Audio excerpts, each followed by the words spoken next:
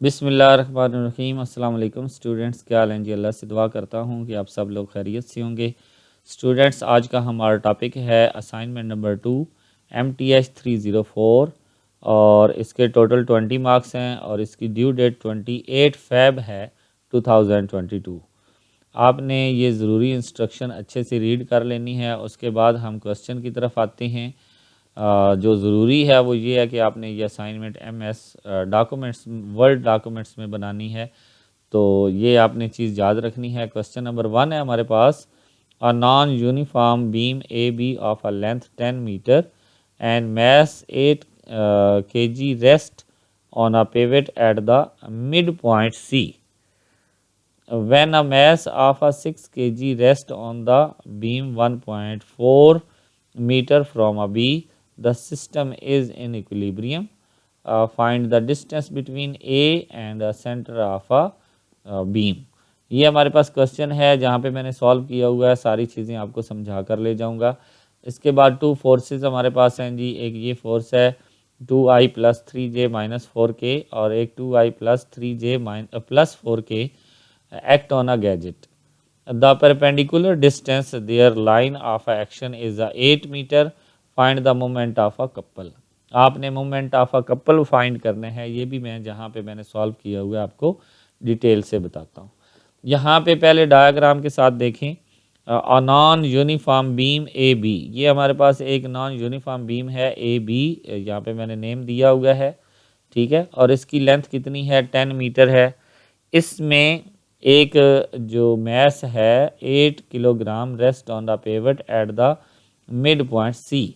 ये C से जो है इस फासले पर यहाँ पे पड़ा हुआ है, ठीक है। ये 8 किलोग्राम है और साथ में when a mass of a 6 kg rest on the beam 1.4 meter from a B। ये जो दूसरा है 6 kg, ये B से 1.4 मीटर की दूरी पर है। तो जैसे ही हम ये इसको यहाँ पे बांध देते हैं तो ये इक्विलिब्रियम में आ जाता है। तो हमने ये फाइंड करना है कि distance between A and mess of a beam balance. तो हमने A और इस मैस के दरमियान ये वाला जो डिस्टेंस है वो हमने फाइंड करना है, ठीक है। तो अब पहले तो डायग्राम को समझ लें। टोटल हमारे पास है 10, तो ये C इसका मिड पॉइंट है। C मिड पॉइंट है, इसका मतलब 5 मीटर लेफ्ट साइड पे है और 5 मीटर राइट साइड पे है, ठीक है। तो 5 मीटर लेफ्ट साइड पे है, उसमें अगर हम देखें हमने ये वाला एरिया फाइंड करना है जो 8 kg से पहले पहले है, तो इसको हम D कह देते हैं, ठीक है।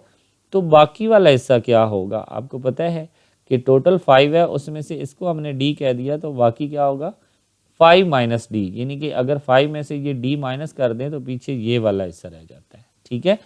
इसी तरह राइट साइड पे भी 5 मीटर है, तो B से इस मैस तक का डिस्टेंस तो हमें पता है 1.4 मीटर है, लेकिन ये कितना होगा, 5 में से ये 1.4 माइनस कर दें तो पीछे आ जाएगा 3.6 मीटर, ठीक है।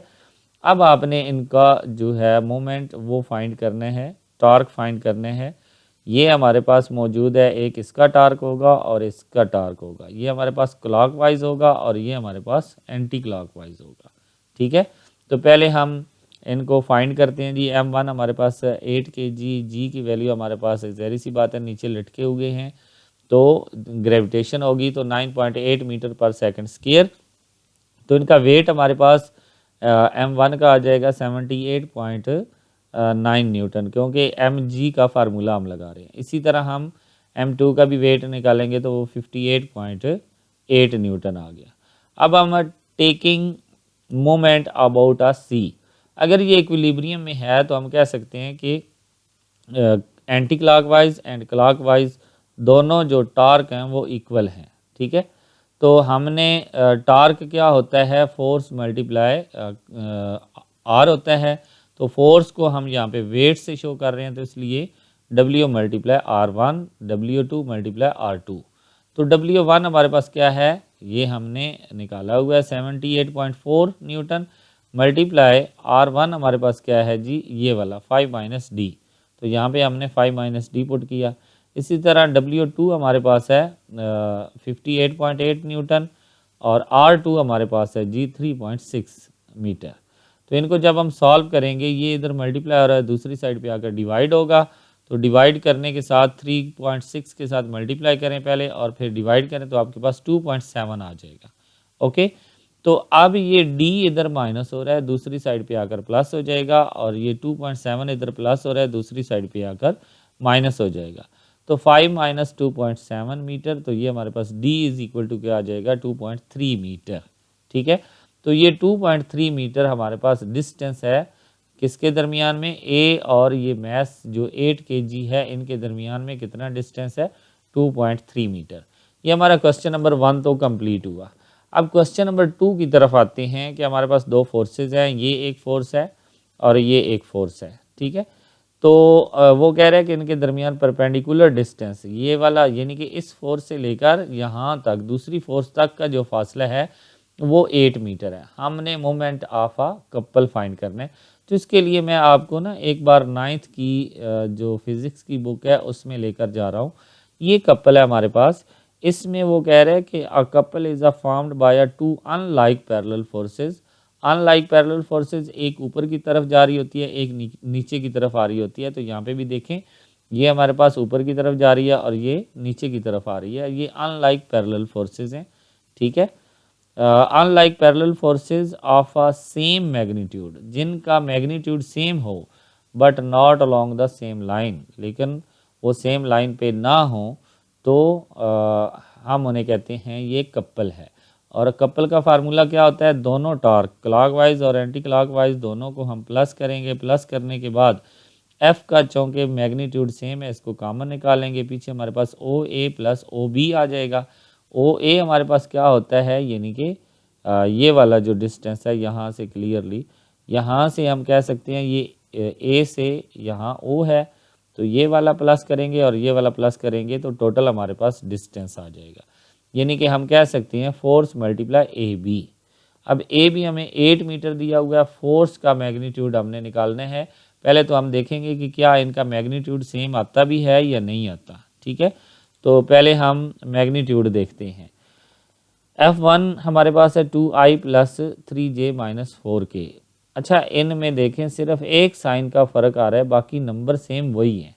तो अगर हम -4 वाले का मैग्नीट्यूड निकालें या +4 वाले का मैग्नीट्यूड निकालें, हमारा सेम आना चाहिए, यानी कि magnitude of F1 is equal to magnitude of F2 is equal to F आना चाहिए। तो F का हम मैग्नीट्यूड निकालते हैं जी, 2 का स्क्वायर पहला नंबर ले लिया, +3 का स्क्वायर दूसरा नंबर, -4 का स्क्वायर तीसरा नंबर। तो ये हमारे पास 2 का स्क्वायर 4, 3 का स्क्वायर 9 प्लस 4 का स्क्वायर हमारे पास 14। क्योंकि -4 है तो माइनस माइनस प्लस हो जाएगा, और वैसे भी अगर इवन पावर होती है तो अंदर वाला माइनस प्लस में चेंज हो जाता है। तो ये 4 + 9 + 16 हमारे पास 29 न्यूटन जो है ये फोर्स का मैग्नीट्यूड है, चाहे वो आप 1 का निकालें या 2 का निकालें। इसका मतलब ये हुआ कि दोनों फोर्सेस का मैग्नीट्यूड सेम है, जैसा कि उसने हमें डेफिनेशन में कहा है कि पैरेलल फोर्सेस हैं बट सेम मैग्नीट्यूड। ठीक है, तो इसमें हमने देखा कि इनका मैग्नीट्यूड तो आ गया सेम। अब डिस्टेंस हमें कितना दिया हुआ है, 8 मीटर।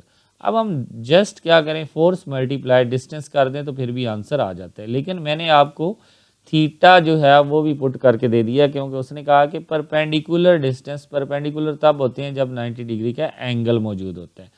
तो इस तरह हमारे पास जो मोमेंट ऑफ अ कपल है वो ये है कि आर मल्टीप्लाई एफ। आर हमारे पास ये टोटल डिस्टेंस है, ये टोटल डिस्टेंस यानी कि ए से बी तक का डिस्टेंस। तो यहाँ पे हम इसको लिख सकते हैं magnitude of uh R multiply magnitude of uh F, या जिसको भी पहले लिख लें साइन थीटा।